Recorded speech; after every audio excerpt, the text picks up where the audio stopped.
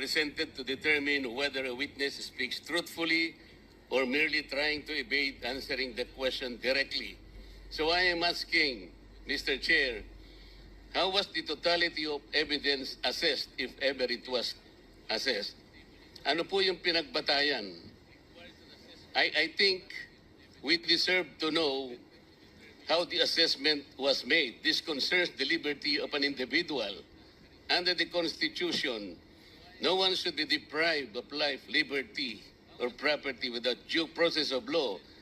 I think Attorney Lopez deserves to be heard.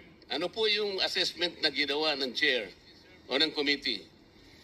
Kasi po, ang nabasa ko lang o nakita ko, Mr. Chair, Attorney Lopez wrote the COA explaining the position of the OVP